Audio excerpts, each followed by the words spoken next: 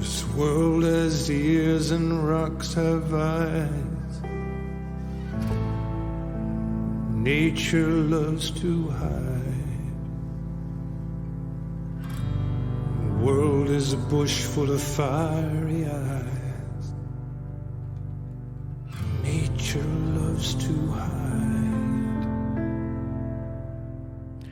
Vous venez d'entendre un extrait de la chanson We Are Not Alone de Warren Ellis, issue de la bande originale du film La Panthère des Neiges de Marie Amiguet et Vincent Munier, actuellement au cinéma. Nous sommes le jeudi 13 janvier 2022 et vous écoutez le dernier épisode de la 3e saison du podcast Faut pas pousser les ISO.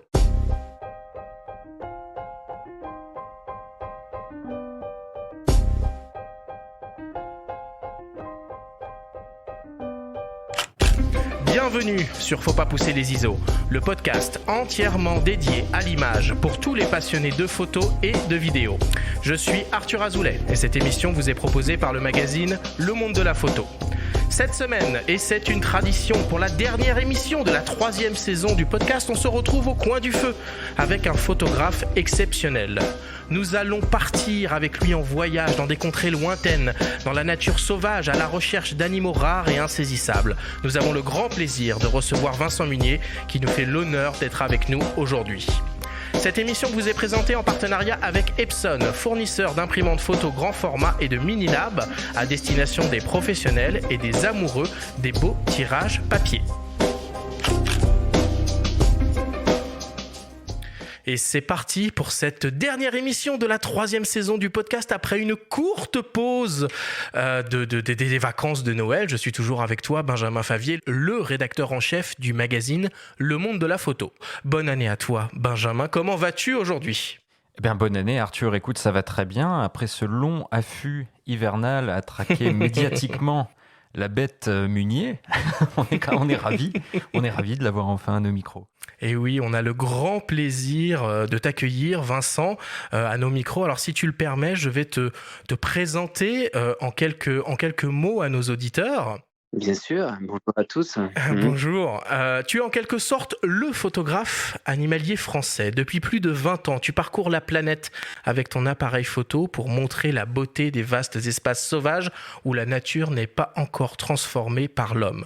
Tu travailles le plus souvent en solitaire, en autonomie, dans des conditions extrêmes, et tu as fait de la technique de l'affût un véritable art. Tes photographies sont publiées dans les plus grands magazines internationaux. Tu as exposé ton travail dans plusieurs pays et tu as réalisé de nombreux beaux livres. Tu es sacré chevalier de l'Ordre national du mérite en 2019 et chevalier de l'Ordre des arts et des lettres en 2020. Tu as été récompensé par le prestigieux Wildlife Photographer of the Year 3 années consécutives et tu es ambassadeur Nikon Europe. Depuis 2015, tu t'intéresses à la Panthère des Neiges qui vit sur les hauts plateaux tibétains. Tu rencontres l'écrivain Sylvain Tesson que tu emmènes avec toi sur sa trace. Tu réalise 2 beaux livres, Tibet, Promesse de l'invisible et Tibet, Minéral, Animal, publiés par ta propre maison d'édition Kobalan fondée en 2010. Sylvain Tesson lui écrit un roman à succès, La Panthère des Neiges, inspiré de son expérience à tes côtés et reçoit le prix Renaudot en 2019. Depuis le 15 décembre dernier, on peut découvrir au cinéma ton premier long métrage, La Panthère des Neiges, un documentaire animalier que tu as réalisé avec Marie Amiguet et qui a été présenté hors compétition au dernier festival de Cannes. Dans ce film, on peut suivre tes aventures avec Sylvain Tesson au Tibet à la recherche de cet animal insaisissable. Voilà pour ta petite présentation, Vincent. C'est très court pour résumer ta carrière. Est-ce que j'ai rien oublié ? Aucune idée. Non, mais c'est peut-être avant tout juste tout simplement non pas le photographe, mais juste un passionné fou, pas obligatoirement de photo, mais de nature et de grands espaces et de sauvages. C'est vraiment ça avant tout. Quand je me définis, c'est plus ça. Mais oui, c'est sûr que quand on écoute tout ça, on a l'impression que je suis très vieux et que j'ai fait plein de choses. mais Ça fait longtemps que tu es là quand même. Oui.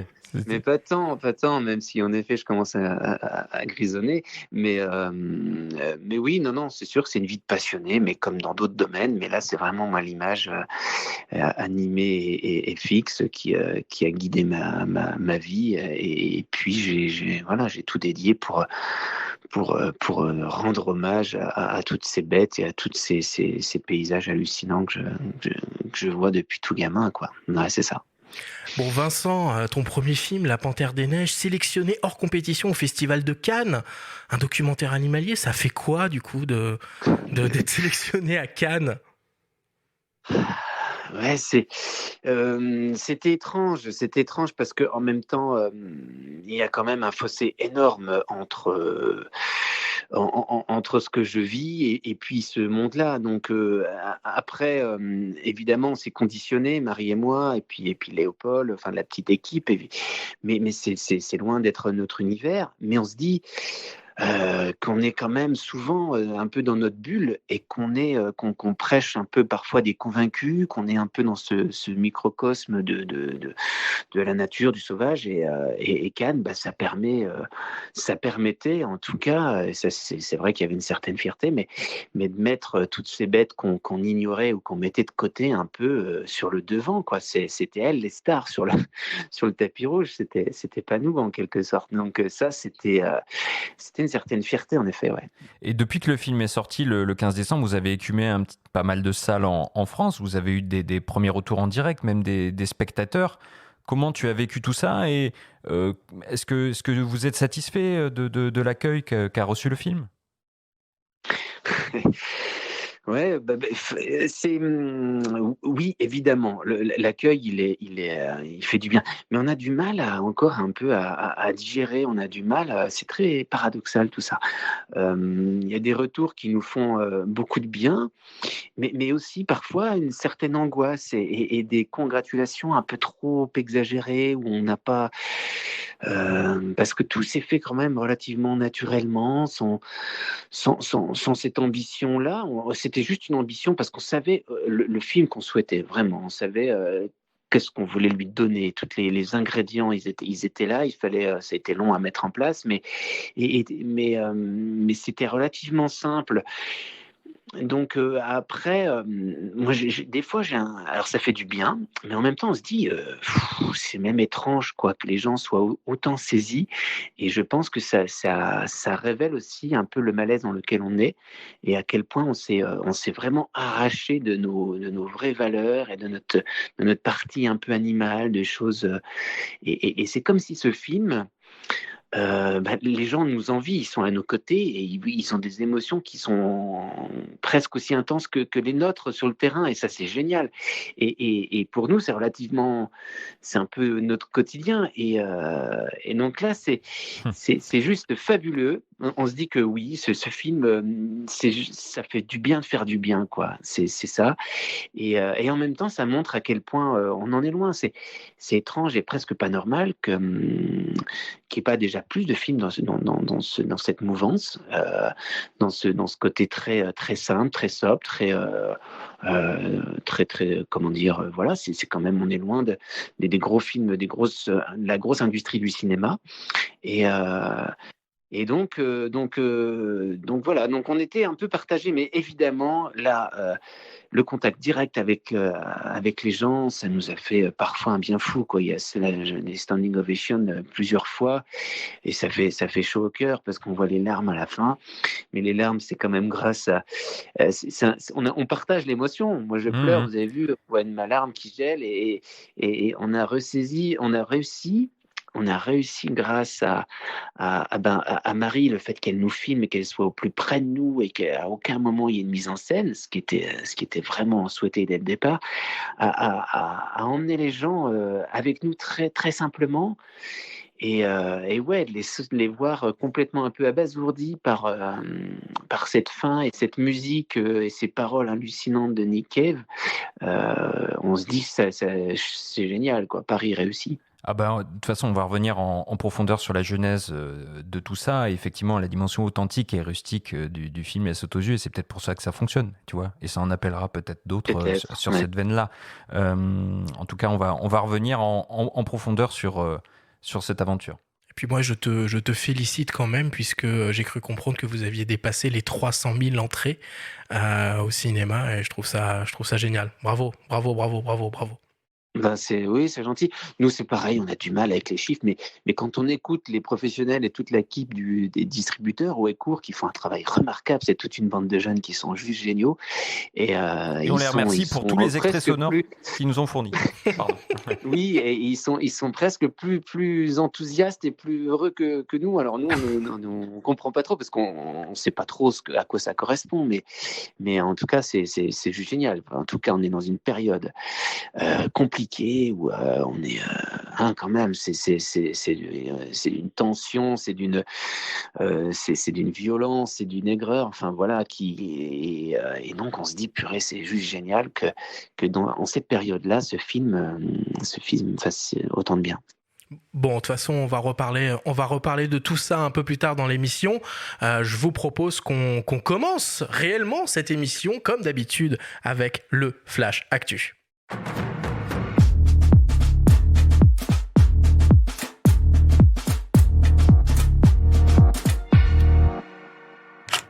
Cette semaine, dans le Flash Actu, Laowa ajoute un nouvel objectif à sa nouvelle gamme Argus.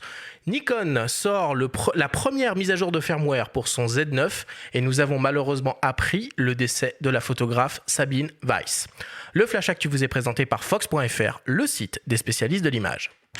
Le constructeur d'optique chinois Laowa continue de développer sa gamme d'objectifs Argus avec une focale standard ultra lumineuse conçue pour les hybrides équipés de capteurs au format 24-36 mm.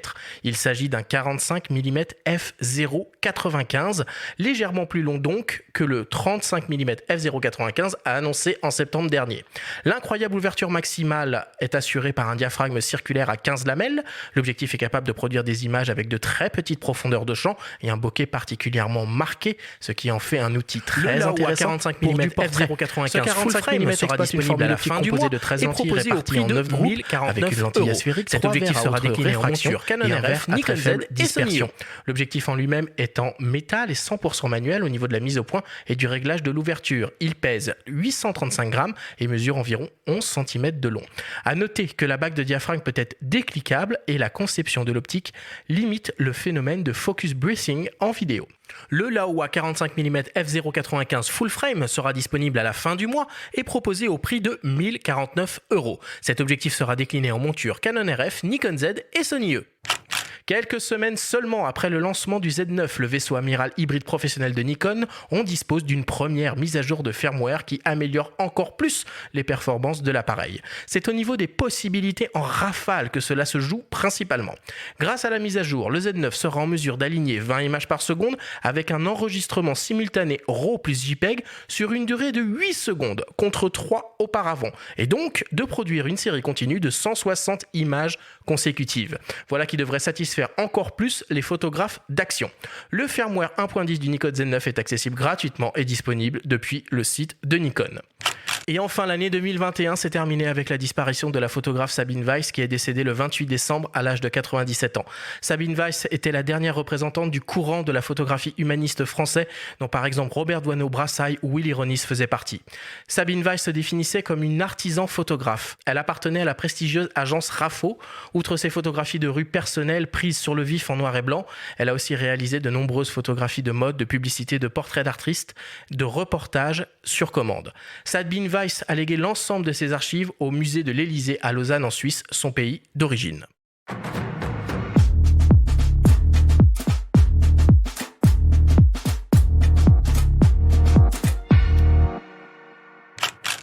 Voilà pour l'actu de ce début d'année. Bon, évidemment, on est très triste d'apprendre le décès de Sabine Weiss. Ouais, moi je vous invite à réécouter une émission, puisqu'on est dans le podcast, moi j'en écoute aussi beaucoup, il y a une émission formidable qu'elle avait enregistrée à France Inter, l'émission qui s'appelle Boomerang, tu y étais il n'y a pas longtemps aussi Vincent d'ailleurs, c'est une émission qui avait été diffusée en novembre 2020, dans laquelle on pouvait entendre Sabine Weiss pendant une bonne demi-heure s'exprimer encore comme une jeune photographe, c'était assez fantastique la manière dont elle pouvait parler de son amour et de l'artisanat de la photographie, son amour pour la photo de rue, pour les enfants. Je vous invite à vraiment la réécouter. Et oui, on perd là une figure majeure de la photographie française. Ça, c'est une certitude. Oui, oui, oui, alors avant tout, ouais, c'est vrai que pour Sabine Weiss, moi on s'est rencontrés, je voulais juste dire 2 petits mots. On s'était rencontrés sur des festivals photo, mais elle était déjà âgée, mais quelle vie! Je sais pas s'il faut qu'on soit triste, c'est vrai que elle a une vie assez incroyable. Après c'est le cycle de la vie évidemment. Elle était âgée, mais qui on a vraiment c'est chouette d'en reparler parce qu'il faut vraiment se replonger dans ces photos, d'humanistes là, ça fait tellement de bien Et aussi. ces bouquins, elle en Et a sorti plein. Il y a des bouquins formidables qui sont disponibles. Il faut y aller, ouais. ouais, les émissions avec Brigitte Passion, il y en avait une qui était super.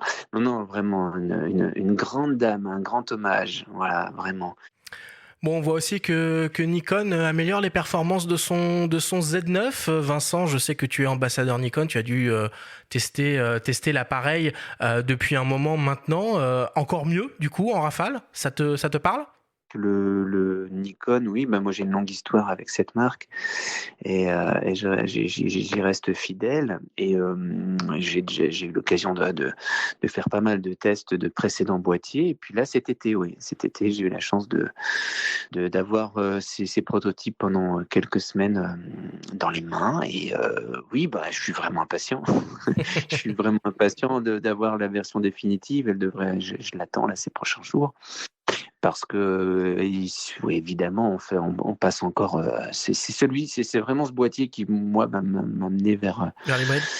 vers l'hybride, vers le sans miroir. Il y a des avantages qui sont cruciaux, quoi. Le bruit, évidemment, enfin le silence, au contraire, le silence et puis la rapidité et puis en vidéo parce que je filme énormément et avec les précédents boîtiers, les D5, D6, c'était quand même toujours un petit peu fastidieux de filmer, hein, même si j'ai énormément fait de films avec, enfin de séquences avec ces boîtiers-là, mais là on va enfin on va pouvoir faire des choses encore plus performantes. Ah ben là, comme on est dans la parenthèse technique, puisqu'après on va plus reparler technique, moi je sais que c'est pas trop ton dada, mais ça veut dire que la Panthère des Neiges, tu l'as filmée avec des réflexes, principalement? Ah oui, complètement. Bah, toutes les images animalières du film, par exemple, donc toutes, et beaucoup de paysages, ou la plupart aussi, ont été filmés avec les Nikon, que ce soit des 500, des 5, des 5 beaucoup, ouais. Et des 850, je crois. Ah oui, c'est sportif Mais quand même. tout est fait, mais si on le voit, on le ressent, enfin, ça se ressent dans le sens où on sent que c'est un peu filmé par un photographe, c'est que des plans fixes. On ressent Je les sais longues pas si focales, on évidemment- ressent pas forcément le fait que ce soit, tu vois, fait avec un réflexe ou autre. Mais par contre, on sent Oui, les non, télos. oui, c'est sûr. C'est vrai, on sent les longues focales et puis on sent quand même la patte un peu d'un photographe parce que je sais pas bien filmer finalement. Bah non, bien filmé sûr. par un photographe non, mais j'entends par là que je n'ai pas le matériel suffisant, j'ai pas des grosses têtes vidéo qui permettent de faire pour des le mouvement. travelling, des Ouais, suivis, ouais. des mouvements. Vous regarderez, en fait, quasiment tout est fixe. Et je suis rarement les animaux, un peu les antilopes au début quand elles courent, mais c'est très rare. Donc c'est beaucoup de plans relativement photographiques, mais sauf que ça s'anime dans l'image, quoi. Il y a des entrées de champ, des sorties.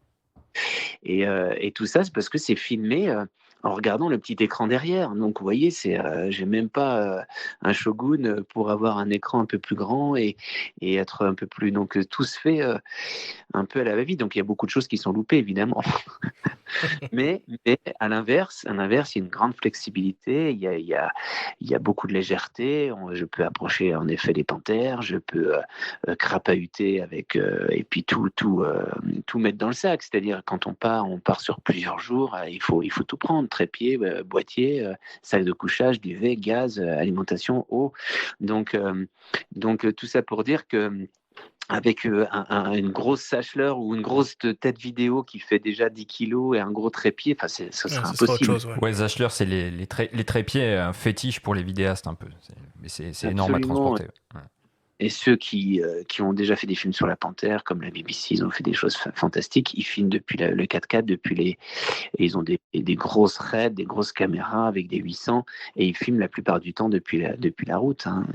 C'est souvent comme ça que ça se passe. Bon, bah voilà pour l'actu. Benjamin, c'est le moment de ta story hebdomadaire. Alors cette semaine, tu nous parles d'un collectif de photographes à l'honneur autour d'un projet initié par la Fondation Yves Rocher. La story vous est présentée par Sigma.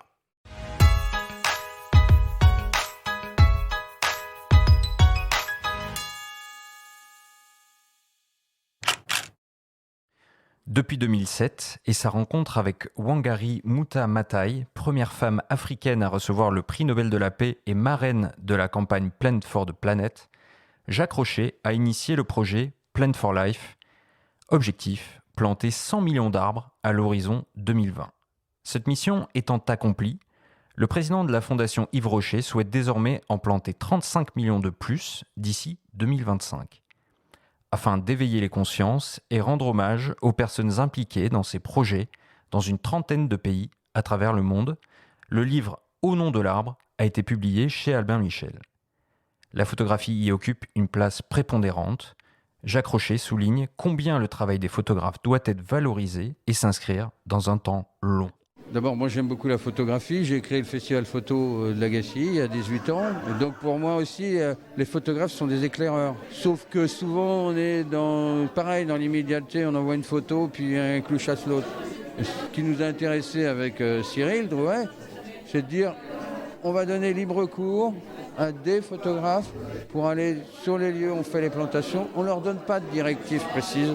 À eux d'exprimer en fonction de leur regard, leur sensibilité, telle ou telle action qui est faite dans le pays. C'est important de soutenir les photographes d'un point de vue matériel parce qu'ils en ont besoin, quoi. Donc ils ont été payés pour la réalisation du livre, mais aussi pour les expos qu'on a fait à Lagacy, puis derrière en Autriche à Baden. Donc, et pour moi c'est super important, quoi. Je veux dire, on a besoin d'eux, on a besoin d'un temps long, de gens qui sont à un moment donné, voilà, se posent, vont à la rencontre de milieux naturels, vont à la rencontre de personnes, et puis expriment les choses. Et c'est vrai qu'après, derrière la réalisation de ce livre aussi, c'est un peu une concrétisation, avec aussi l'acuité de la plume aussi de Sylvain Tesson. Tout ça, ça fait une belle alchimie, quoi, voilà. Le fruit de 3 ans de travail sous la houlette de Cyril Drouet, directeur de la photographie au Figaro Magazine et directeur artistique de l'édition 2021 du Festival Photo Lagacy.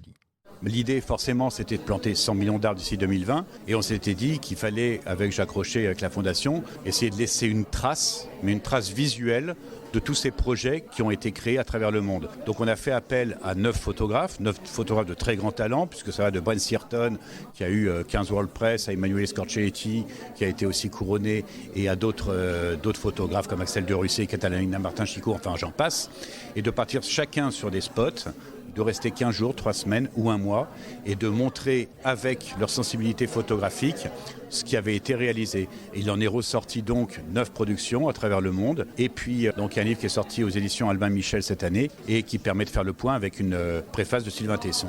Chaque production aussi a été exposée au Festival Photo Lagacy.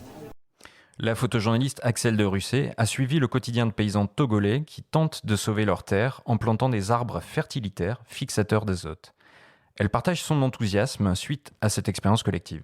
Je suis restée 3 semaines sur place, donc aujourd'hui c'est quand même compliqué d'être financé pour rester 3 semaines quelque part pour un reportage. Et ça s'est fait en 3 phases, donc en 3 photographes chaque année pendant 3 ans. On ne savait pas qu'il y aurait cette exposition-là à la fin. Par contre, on savait qu'il y aurait très certainement un livre. Moi j'étais vraiment très enthousiaste quand on fait de participer à un projet collectif. Plus avec des photographes aussi talentueux, de faire partie de ce collectif-là, c'est super. Et je trouve que l'ensemble est très cohérent, il y a des écritures différentes. Voilà, c'est surtout de faire partie d'un projet collectif qui m'a plu tout de suite. De son côté, Pascal Maître a suivi l'Odyssée des papillons monarques au Mexique. Un formidable sujet doublé d'un défi technique inattendu. Les papillons, d'abord, ils ne sont pas très gros, ils font 3-4 cm et ils volent extrêmement vite. Alors autant en vidéo, tu poses, ça bouge dedans, partout. En photo, c'est compliqué parce que tu n'arrives pas à faire de mise au point. Parce que l'autofocus, aucun autofocus peut suivre. Comme on ne peut pas utiliser de flash, les papillons perdraient le sens de l'orientation et à ce moment-là, ils se paumeraient. Donc, tu es obligé de faire un peu à l'aveugle. Et alors, j'ai fait des milliers de photos. Alors, quand ils sont posés, tout ça, c'est pas compliqué, mais en plein vol, c'est compliqué. Et donc, j'ai monté les vitesses au maximum. J'ai fait quelque chose qui n'était pas très logique. J'ai monté les ISO au moins 6-7 000 en plein soleil pour avoir un diaph fermé au max et une vitesse au max. Ce qui n'était pas logique en photographie, surtout pas en plein soleil. Et finalement, j'ai ramé et un jour, il y avait un couloir où ils partaient, parce qu'ils vont boire chaque jour. Et là, ils passaient tous dans ce même couloir. Ce jour-là, ils étaient très nombreux. J'ai fait une série que j'aime bien où il y a quand même, je sais pas moi, 50 papillons nets, ce qui est quand même pas évident, quoi. Au final, son optique macro n'a pas servi à grand-chose, la taille des arbres ayant quelque peu évolué depuis la première image des papillons monarques prise dans les années 70. C'est des chercheurs qui travaillaient pour le National Geographic qui, en 1976, ont fait le lien entre ces monarques qui habitaient au Canada et qui arrivaient finalement au Mexique. Ils leur ont mis des petites pastilles sur les ailes et c'est comme ça que tout doucement ils se sont aperçus. Et moi j'avais vu le reportage et les papillons ils étaient collés sur l'arbre et c'était pas très loin du sol. Donc je me suis dit bon, je pourrais me les approcher et finalement c'était 76, ouais. Ça fait plus de 30 ou 40 ans, je sais pas exactement. Et là les arbres faisaient 25 mètres donc les papillons étaient en haut. Donc j'ai dû changer mon fusil d'épaule et j'ai travaillé au très gros télé quand ils étaient dans les arbres. Mais c'est assez magique, quoi.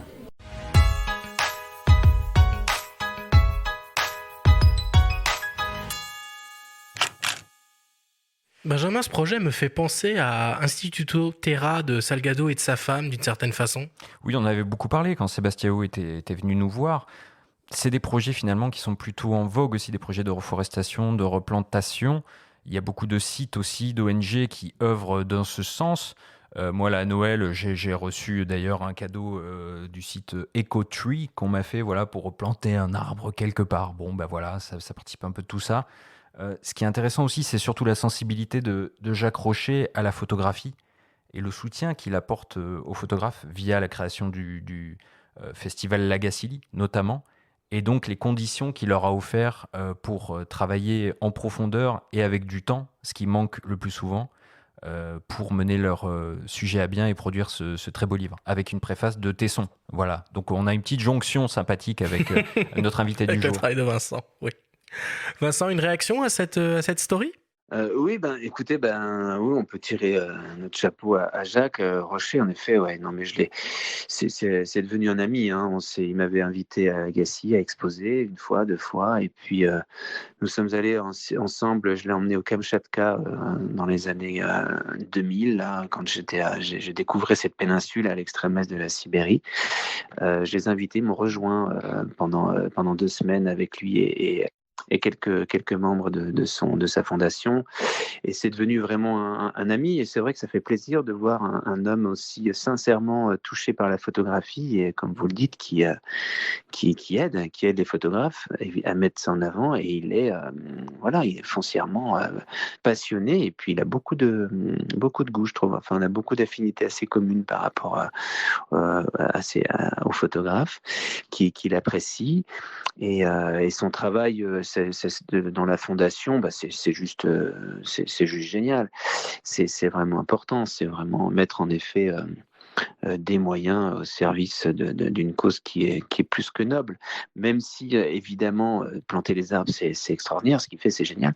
Mais la priorité aussi avant de les replanter, c'est d'éviter de les couper.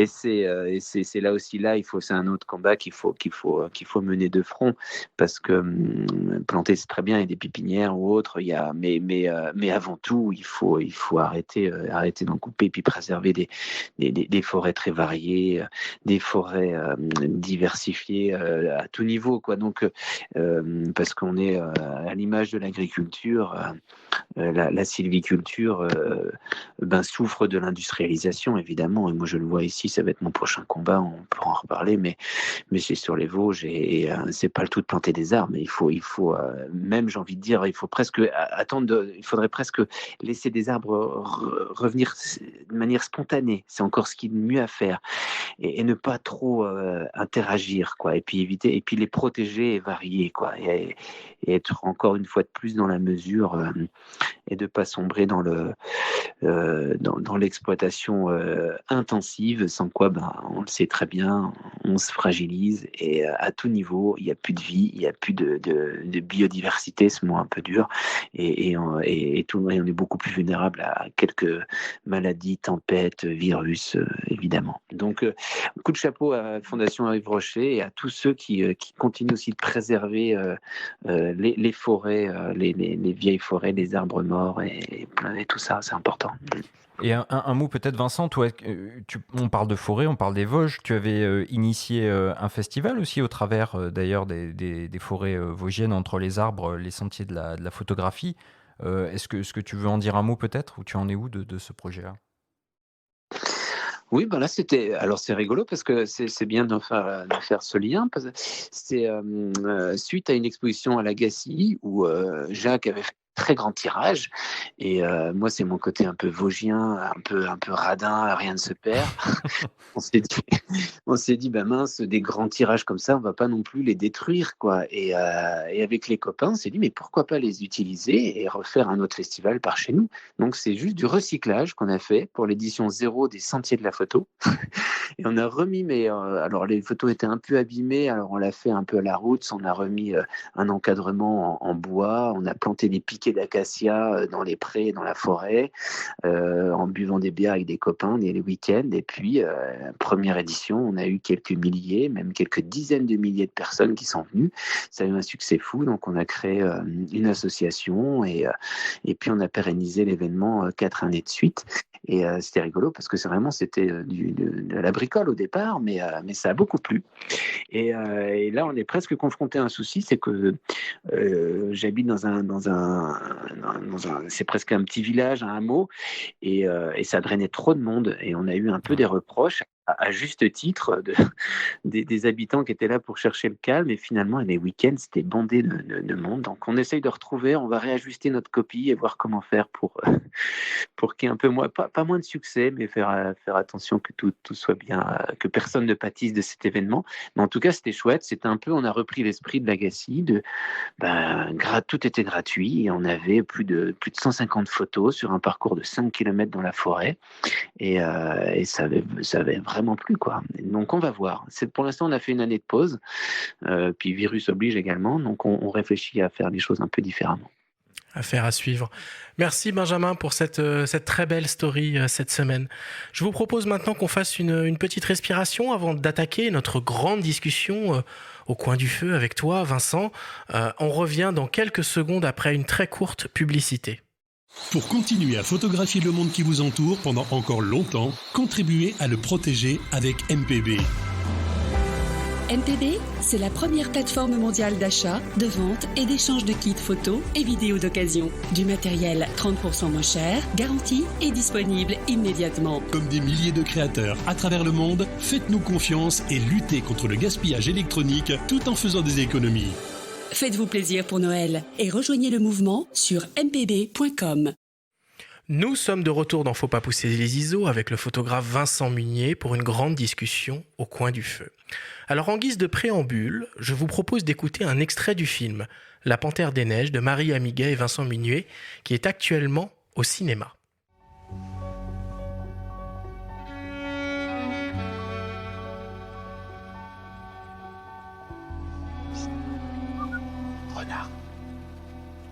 Renard du Tibet. Il est sur un trou de pica.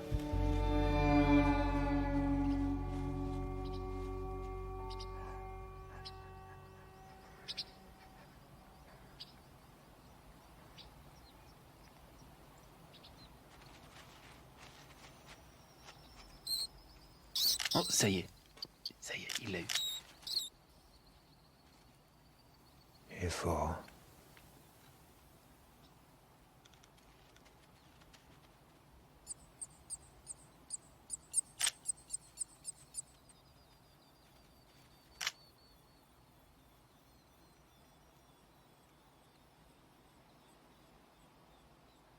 Rencontrer un animal est une jouvence. L'œil capte un scintillement.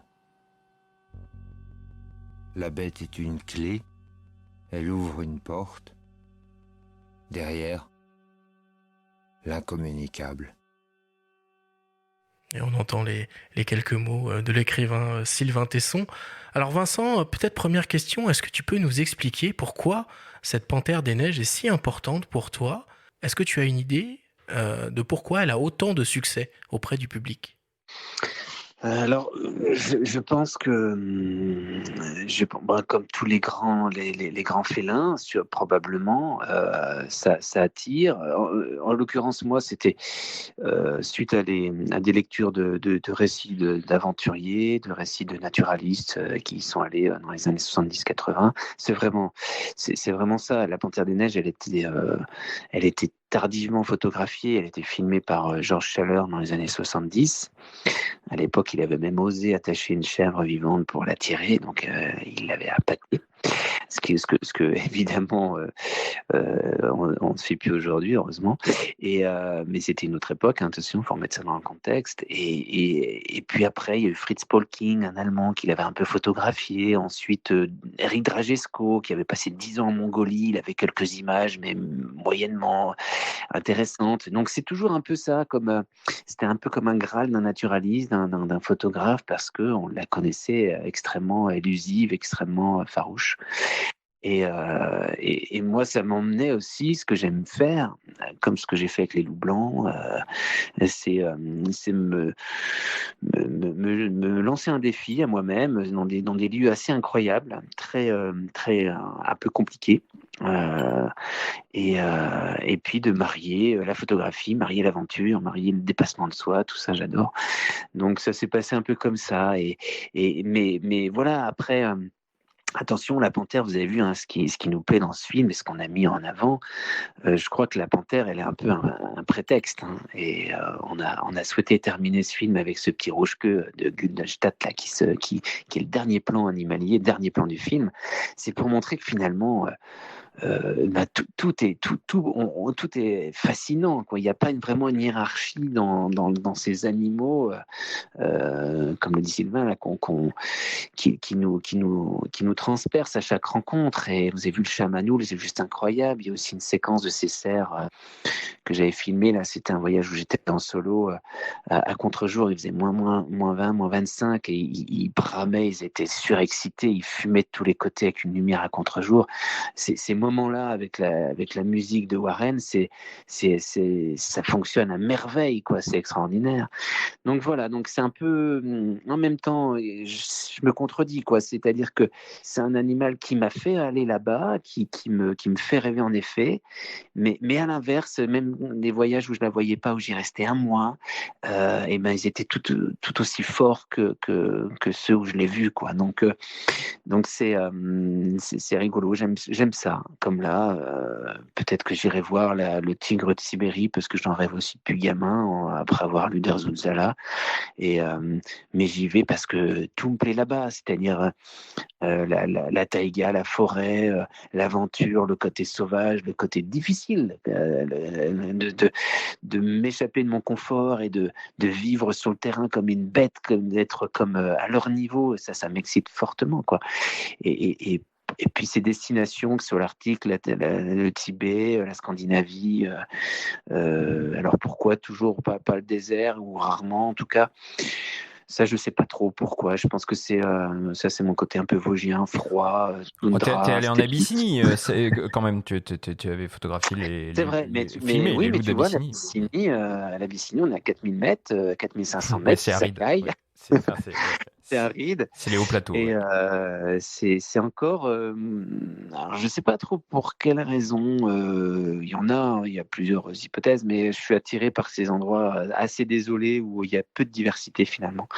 En tout cas, si on revient à la panthère, c'est vrai ce que tu dis sur les autres espèces. Bon, il y a des espèces qui nous touchent particulièrement dans le film, notamment les yaks, cette espèce de présence un peu préhistorique comme ça, qui est fascinante. Et je crois que c'est un animal important pour toi aussi.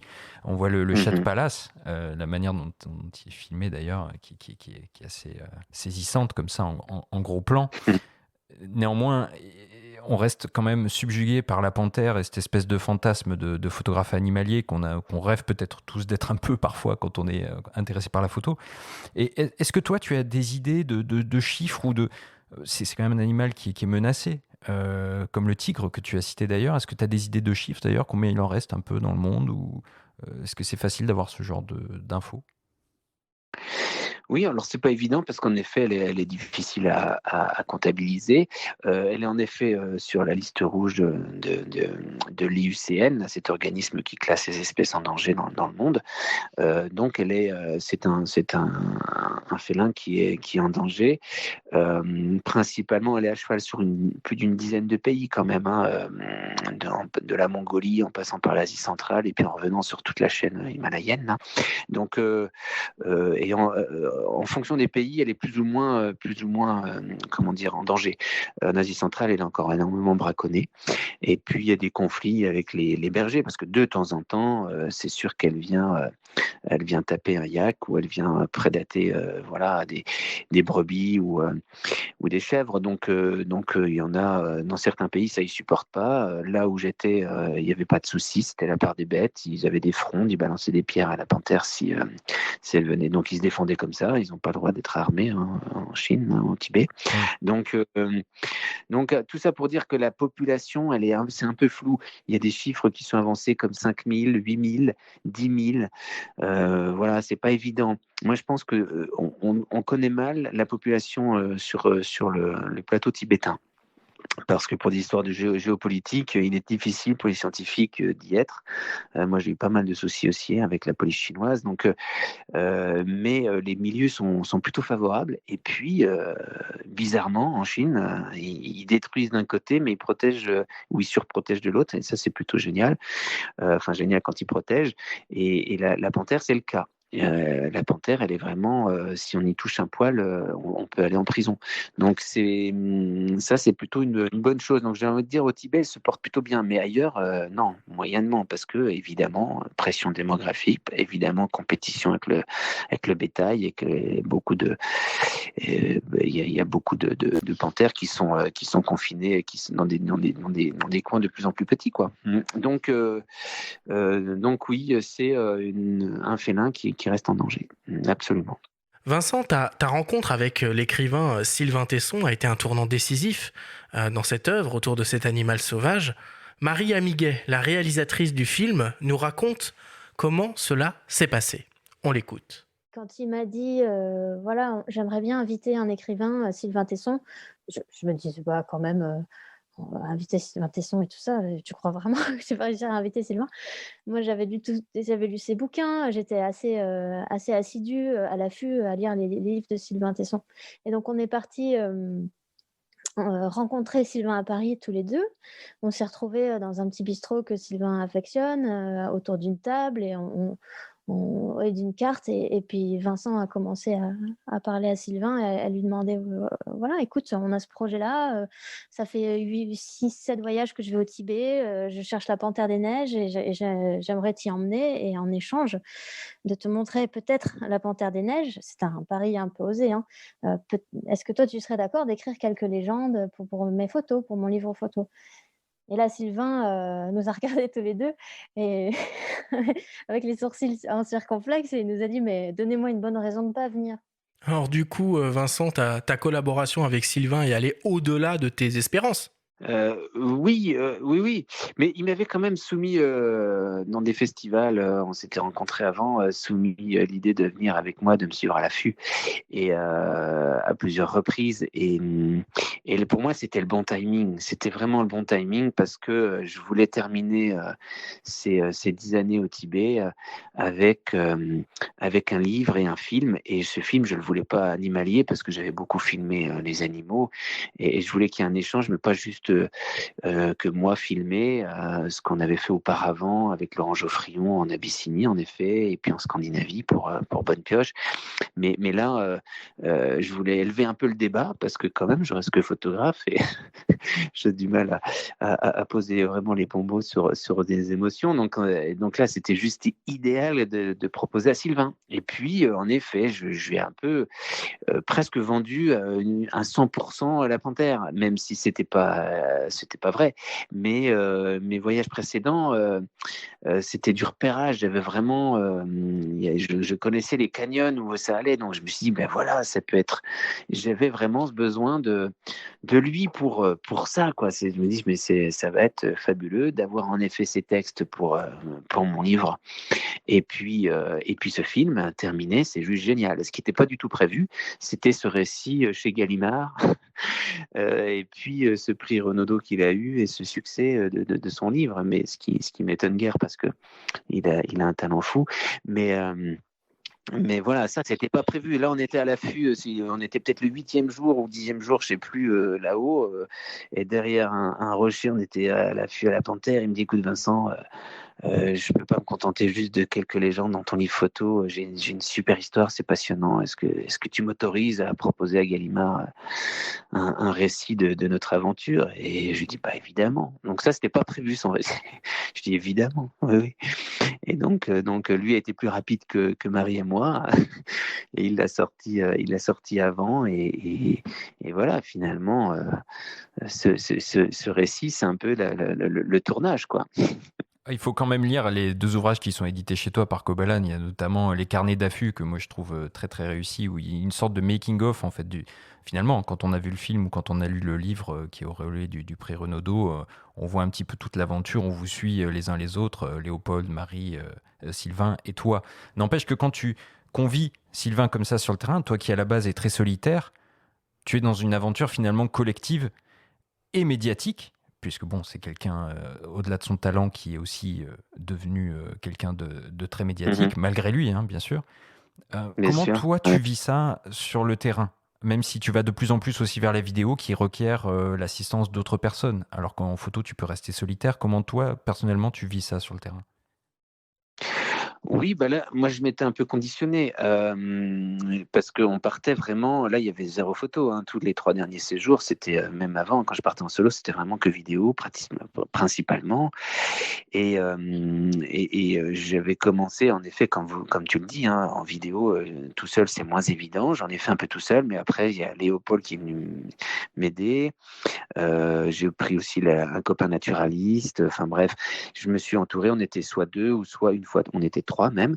Et pour le voyage avec Sylvain, où là vraiment on terminait ce projet film, là j'étais un peu, on était 4 et j'étais un peu angoissé. Je savais pas, j'avais jamais fait de terrain avec lui. On s'était juste croisés dans les festivals de films, d'aventure, et je savais pas comment ça allait se passer. Et puis c'est quand même quelqu'un qui a un charisme, une aura, enfin voilà, et c'était pas évident, et ça a matché relativement vite.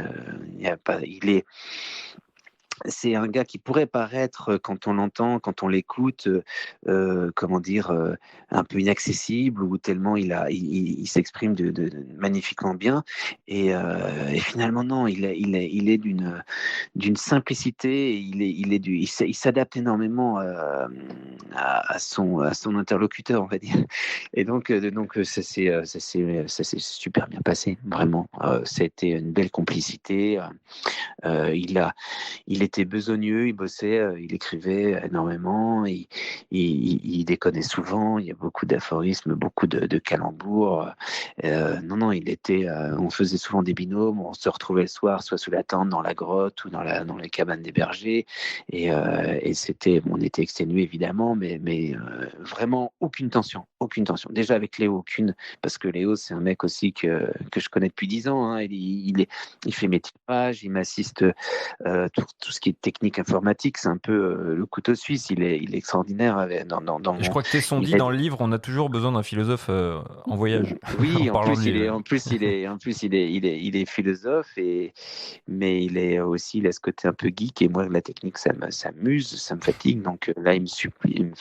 Et là j'étais vraiment heureux de l'avoir sorti du bureau finalement, et de lui avoir proposé ça, parce que je ne connaissais pas sur le terrain comment est-ce qu'il allait réagir à des températures de moins 35 à 5000 mètres d'altitude, et d'une flexibilité, c'est Léopold Jacou incroyable. Donc ça m'a fait vraiment plaisir.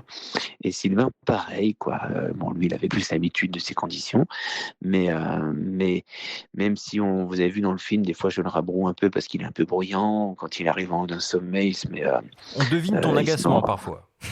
On le devine. un petit peu, mais je lui dis voilà gentiment, mais comme je vous le disais au début, je m'étais conditionné, mais n'empêche qu'il fallait qu'on la voie cette panthère, donc il fallait qu'on mette tout en œuvre pour être le plus discret possible. Mais voilà, que du bonheur avec lui. Ouais. Bon, moi, je vous propose d'écouter un extrait de ce livre, La Panthère des Neiges de Sylvain Tesson, paru aux éditions Gallimard, qui est lu par Loïc Caubery de la Comédie Française. Des esprits monotones reprochaient à notre amie de saluer la beauté pure et, elle seule, c'était considéré comme un crime dans une époque d'angoisse et de moralité. Et le message, lui disait-on, et la fonte des glaces. Dans les livres de Munier, les loups flottaient en plein vide arctique. Les grues du Japon s'emmêlaient dans leur danse et des ours légers comme des flocons disparaissaient derrière la vapeur. Nulle tortue étouffée par les sacs en plastique. Rien que des bêtes en leur beauté. Pour un peu, on se serait cru dans l'Éden. On m'en veut d'esthétiser le monde animal, se défendait-il, mais il y a suffisamment de témoins du désastre. Je traque la beauté. Je lui rends mes devoirs. C'est ma manière de la défendre. Chaque matin, dans le vallon, nous attendions que la beauté descende les Champs-Élysées. Alors Vincent, dans le film, on te voit avec Sylvain sur les plateaux au Tibet à la recherche de cette panthère. Vous essayez d'analyser le terrain, de trouver des indices, de chercher des traces. Vous cherchez littéralement une aiguille dans une botte de foin et vous passez des heures à attendre à l'affût avec l'espoir de pouvoir apercevoir cet animal que, attention, spoiler alerte, vous allez finir par croiser à plusieurs reprises. Marie nous raconte cette première rencontre avec l'animal. On l'écoute. En fait, ça a été une journée très décisive pour le film. On est parti à l'affût très tôt, il faisait encore nuit. Et on est monté sur un col et on a attendu une bonne partie de la matinée. Vincent était persuadé que la panthère était là. Et il n'a pas lâché les jumelles de toute la matinée. Il la sentait en fait. Il la sentait comme un indien ou comme un animal parce qu'il lâche rien, il pense qu'à ça tout le temps. Et puis nous avec Sylvain, on se caille un peu et puis on discutait quoi. On discutait et je filmais pas à ce moment-là. Et puis ensuite, Vincent est allé plus haut, tout seul, 50 mètres, 100 mètres plus haut. Et nous, on continue, on se racontait des choses. Et puis, Vincent est revenu au bout d'une heure en courant, avec en plus, il y avait, je sais plus, il y avait un vol de gypaètes au-dessus de lui. Il y avait au moins 3-4 grands gypaètes c'était une image hallucinante.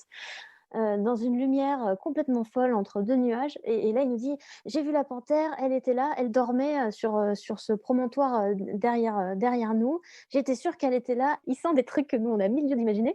Et puis d'un coup, il arrive et dit « Si, c'est bien ça, j'avais raison. » Effectivement, c'est une panthère qu'on a vu ressortir et elle est passée devant un troupeau de barral. Donc, c'est cette espèce de chèvre des montagnes. Là. Et elle est passée, je sais pas, peut-être 10-20 mètres de ce troupeau. Le troupeau l'a vue arriver, donc ils n'étaient pas stressés. Ils se sont mis un peu face à elle, de front, en lui disant écoute, on est là, quand on te voit. Elle a traversé et on l'a perdue. Et on l'a plus retrouvée après. Donc en fait, ça, en réalité, c'était notre première vraie panthère sur le terrain avec Sylvain, sauf que c'était loin, c'était au moment où il y avait une grosse rafale de vent avec de la neige, donc on n'y voyait d'un coup plus grand-chose, et puis elle a disparu, quoi. Et donc on a su à ce moment-là que, elle traînait dans le coin, en plus de l'avoir vue sur le piège, mais sauf qu'on ne l'avait pas filmé, quoi. On ne l'avait pas filmé, et puis Sylvain, il l'a à peine aperçu dans une bourrasque de vent, il n'est même pas sûr de l'avoir bien vu. Trouver une bête dans les jumelles de loin, comme ça, c'est hyper galère. Alors pourquoi cet animal, il est si difficile à observer, Vincent ? Ouais, je pense que c'est par évidemment comment dire, c'est un félin et comme tout félin, ils ont cette capacité à se camoufler, à être ils ont ce besoin d'être au plus près de leur proie. Donc je pense que c'est pour ça aussi, ils sont tellement affûtés à être un peu, comme on le disait, à être un peu minéral, à se fondre dans la pierre et ils sont d'une extrêmement silencieux. Ils arrivent à se faufiler dans les roches, mais comme un fluide parfois. C'est vraiment ça. Elle disparaît. C'est assez impressionnant hein, de voir ça. Et voilà, à l'inverse du loup qui lui, c'est un peu, ils sont en groupe et ils vont semer la panique sur leur proie et puis aller choisir la plus. Voilà, ils sont nombreux, ils courent, ils sont très endurants. La panthère, c'est pas le cas, elle est pas du tout endurante. Elle a besoin d'être au plus près de sa proie pour la saisir au cou. Elle est toute seule et ben, pour le fait, ben, elle a besoin de voir sans être vue. C'est ça. Et puis elle domine. Elle règne sur son territoire. Elle est pleine de, voilà, elle a une maîtrise totale de son environnement. C'est ça qui est fascinant. Et c'est qui est fascinant et en même temps très agaçant parce que quand tu es là-bas et que tu sais que tu es vu et qu'elle est là et toi tu es vraiment comment dire, ouais, t'es tout de suite visible, tu es le lourdeau, ça c'est assez agaçant. Donc évidemment que tu emploies sa technique, tu essayes d'être un peu camouflé, tu essayes mais c'est pas évident, tu y arrives moyennement. Mais nous, c'est ce qu'on a fait finalement. Moi, c'est ce que j'aime. C'est être panthère et c'est trouver un spot et être un peu camouflé, observer, sans bouger. L'affût. C'est vraiment ça et c'est un peu ce qu'on... Oui, puis finalement, tu acceptes le fait d'être vu tout en photographiant. Tu racontais moult fois cette fameuse photo du faucon où tu vois la panthère dans un plan.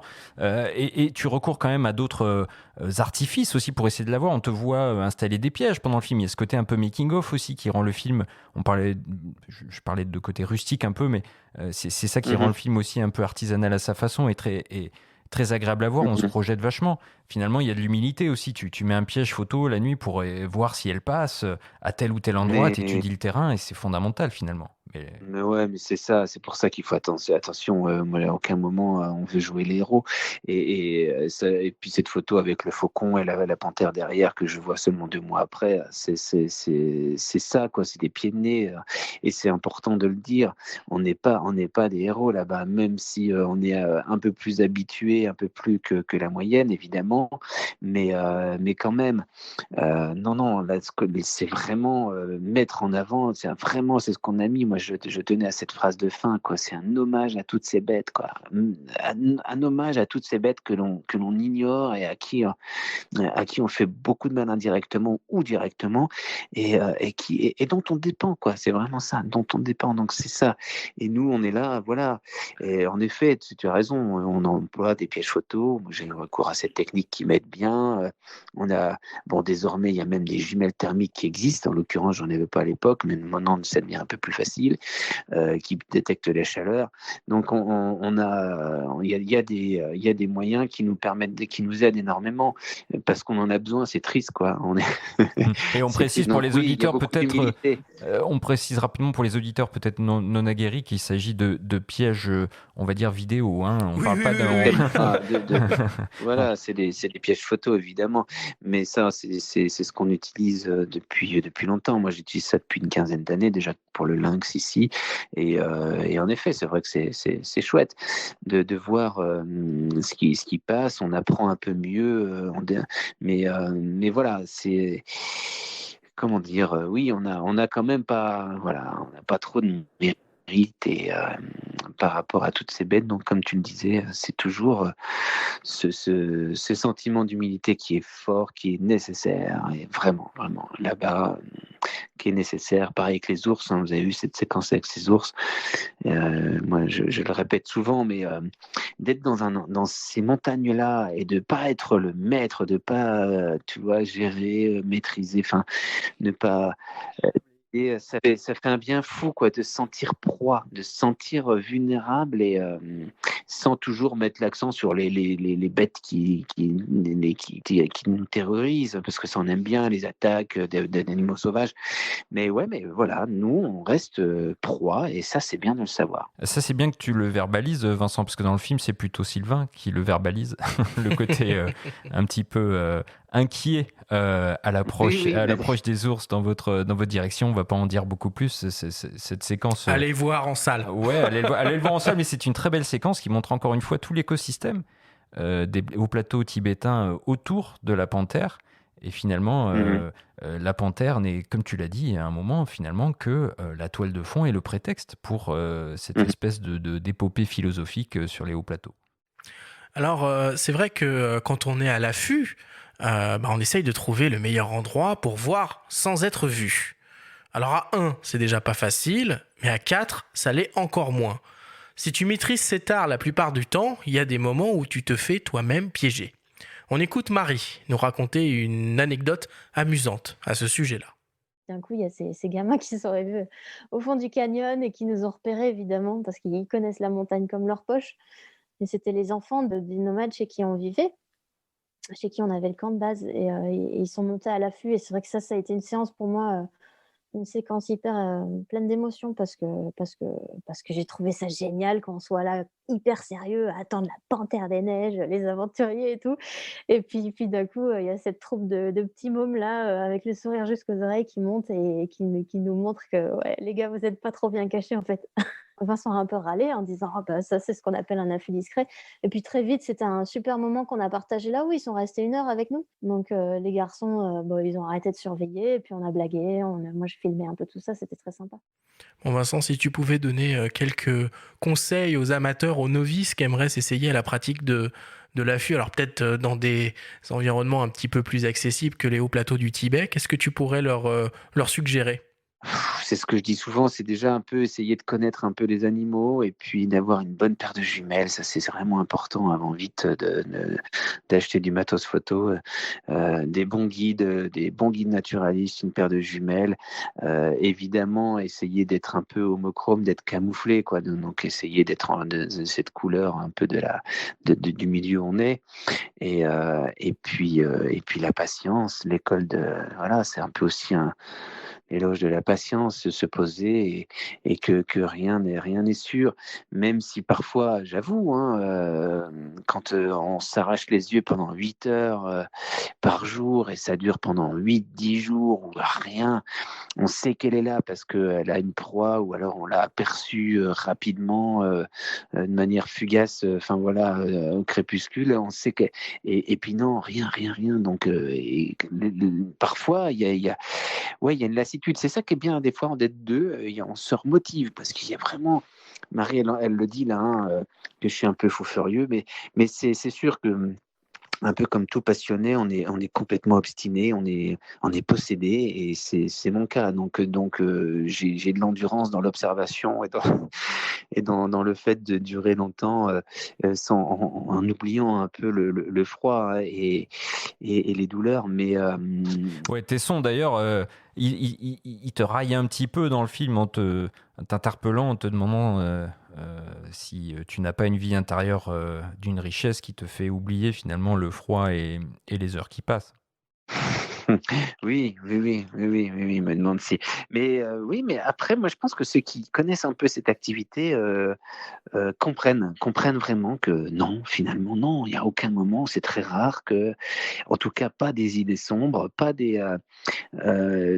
l'ennui, parce que vous avez vu, je suis en effet, tous mes sens sont en éveil, donc le moindre petit croissement d'un corbeau, je suis attentif, le moindre petit passereau qui passe, moi, Tu chantes avec les loups aussi.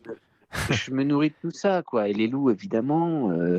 Et donc, oui. Donc, en fait, non, il n'y a aucun ennui. Mais ça c'est vrai que du jour au lendemain, comme ça, il y a un tel décalage. Moi, j'ai quand même grandi avec la forêt à côté de chez moi, et j'étais toujours en forêt pour faire des affûts. Donc, c'est quand même une histoire assez singulière. Et tout le monde n'a pas ce chemin de vie. Donc, du jour au lendemain, dire voilà, je vais à l'affût et je reste pendant des jours sans bouger dans des conditions un peu sévères, bah évidemment que ça va être compliqué, quoi.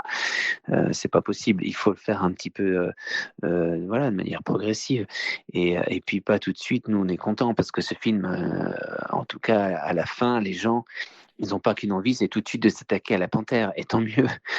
Et ça donne pas envie de vraiment tout de suite d'aller voir la panthère des neiges, parce que ça, pour moi, c'est une consécration, c'est un chemin de vie qui a été sur plus de 10 ans, mais même plus, j'ai envie de dire, parce que même toute l'expérience que j'ai pu acquérir avant sur d'autres espèces dans d'autres pays m'ont aidé pour la panthère. Donc voilà, et je trouve que c'est bien. Des fois, je peux être un peu agacé par des gens qui disent ah ben voilà bon là je vais aller faire la panthère. Je vais donc je paye un guide et on me montre et ça on rentre vraiment dans la consommation aussi et on n'y échappe pas et ça je trouve ça un peu dommage parce que ce qui est génial c'est d'y aller tout doucement et de commencer avec les mésanges derrière chez nous avec des renards et puis petit à petit peut-être au fur et à mesure des années aller se lancer un défi comme une bête comme ça, mais pas consommer, quoi. Pas en 2 semaines,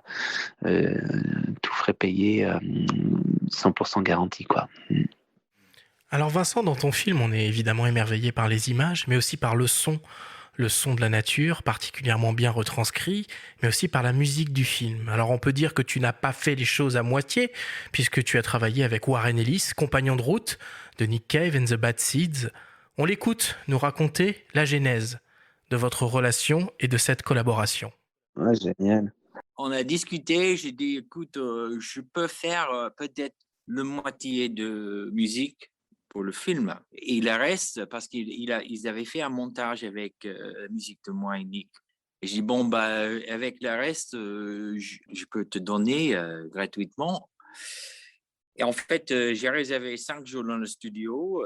J'ai travaillé 10 heures du matin jusqu'à 3 heures du matin. Ce temps-là, j'ai décidé, si c'était possible, de faire un BO original pour le film. Nick, il est venu pour un jour, il a resté 3 ou 4. On était tous très émus par le documentaire. En même temps, je dois dire aussi que de rencontrer Vincent fait une ouverture dans mon cœur que je ne savais pas ça existait. Pendant l'enregistrement, j'ai adopté une panthère du neige. Une amie m'a contacté disant « Tu peux faire mieux que ça, que WWF ». J'ai fondé un parc pour les animaux à Sumatra. J'ai parlé avec Vincent de ce parc. Pendant l'idée était vraiment dans l'air. Et pour moi, le parc, Vincent, le film, tout est lié. Pour Vincent, c'est bizarre, on a passé un moment ensemble à Cannes, mais qu'est-ce que j'aime ce mec. Je vais dire que le film est magnifique, l'équipe est magnifique, Marie, Sylvain, de composer la musique pour ce film, c'était un vrai honneur. Je crois que pour moi, c'est le plus beau film que j'ai jamais vu sur les animaux. C'est sauvage, ce côté... les animaux sont fiers, ils sont réels, moi, j'ai jamais vu un documentaire comme ça. C'est une de la plus belle expérience que j'ai eue en composant la musique pour un film. L'image et qu'est-ce que ça raconte, c'est fabuleux. Ouais, Vincent, on parle de petits films rustiques, artisanal. Enfin, il y a quand même Warren Ellis à la baguette, qui est un des plus grands compositeurs de films. Je sais pas, moi, je l'imaginais un peu comme Neil Young devant les images de Deadman pendant qu'il composait. Enfin, c'est fabuleux, quoi. Et toi, comment tu accueilles ce témoignage-là? En plus, l'influence que tu as eue sur lui, puisqu'il a fondé donc un sanctuaire pour les animaux à Sumatra. Moi, j'adore, merci, c'est génial. J'adore déjà l'entendre. C'est un mec qui est... Comment dire, c'est devenu un frère. Vraiment, on s'appelle souvent. Enfin, c'est une rencontre assez folle, quoi. Assez folle. Et en effet, ça fait en effet partie du succès de ce film, cette musique incroyable. C'est parce que Warren est un génie. Et après, moi, il me congratule et tout, mais après, c'est chacun un peu dans nos univers. Là, il découvrait le mien. Moi, le sien, je le connaissais depuis un petit moment parce que depuis plus de 15 ans, je suis fan et j'écoute toutes les musiques de films qu'il a pu faire, que ce soit l'assassinat de Jesse James, The Proposition, tout ça. Et c'était dans ma playlist et c'était souvent dans mes musiques témoins de films, ce qui était le cas là, en l'occurrence. Donc, et après d'avoir rencontré ces génies-là, que Nick arrive avec sa voix complètement hallucinante, et puis ce rapport humain qu'il y a eu entre Warren et puis nous, enfin c'est d'une puissance, c'est même difficile à décrire si vous voulez. Tout se fait tout se fait par chimie, par onde, par vibration, vraiment. On était il n'y a pas si longtemps ensemble à France Culture et il avait du mal à décrire comment il faisait sa musique. Mais en fait, il n'y a pas besoin et c'est dur, il n'y a pas de mots. C'est comme un peu comme dans les photos, même si moi je sais pas du tout du génie parce que lui il compose, c'est quelque chose, c'est quelque chose qui crée, alors que moi j'interprète, je fiche des choses mais n'empêche que il y a des fois on n'a pas de mots pour décrire les choses et dans la manière dont on a travaillé là, c'était ça. On a échangé, mais on parlait de tout et de rien. C'était très philosophique sur la vie. Mais il comprenait tout de suite, quoi. Tout de suite, cette intelligence, cette subtilité dans la recherche du son qu'il fallait. C'était que du bonheur. Que du bonheur. Franchement, c'était extraordinaire. Et encore plus, comme tu dis, qu'il soit saisi par cette cause animale, alors que lui, c'est pas du tout son univers. Il découvre ça et qu'il s'engage. Ou Ellis Park, là, ce qu'il a créé au Sumatra, c'est juste génial. Nous, Kobalan, on est devenus partenaires aussi, donc c'est une super aventure. Des centres de soins d'animaux maltraités, des macaques, des attelles, enfin tous les animaux de là-bas, des éléphants. Il a grandi. Ils font une clinique pour donc c'est vraiment, je trouve que ce projet Panthère, ça, tout s'est fait, même s'il y a eu des difficultés, évidemment. On a galéré au montage, il y a plein des moments de galère, mais ce qui est normal, c'est une lutte, mais en même temps, tout s'est bien aligné, quoi, petit à petit, jusqu'à ce point final qui est c'est leur musique et puis cette chanson de générique. Et là, on en était content et moi, je tremblais. Je voulais vraiment pas que les gens partent, quoi. Il fallait qu'ils écoutent la musique et cette voix de Nick Cave jusqu'à la fin parce que elle résonne au plus profond de nous, quoi. Elle vient nous réveiller des choses par cette voix, ce qu'elle dit. We are not alone, quoi. On n'est pas seul, les gars. Ça fait un moment, il faut qu'on se réveille. On n'est pas tout seul. Arrêtons de courir comme des tarés. Ralentissons et observons et regardons la beauté de ceux qui sont là depuis des années, depuis des milliers d'années et des milliards d'années. Enfin, tu vois, et ça nous dit plein de choses. Mais c'est tout à fait personnel. Chacun après l'interprète différemment. Mais donc voilà, tout ça pour dire que on a eu cette chance de travailler avec ces deux génies et puis merci pour ce témoignage, c'est génial. J'adore l'écouter, Warren. J'adore. Bon, on va clore cette discussion là-dessus. Alors d'habitude, Vincent, on termine toujours l'émission avec un débrief et un quiz avec des questions de nos auditeurs. Mais cette semaine, on te propose plutôt un autre type d'expérience.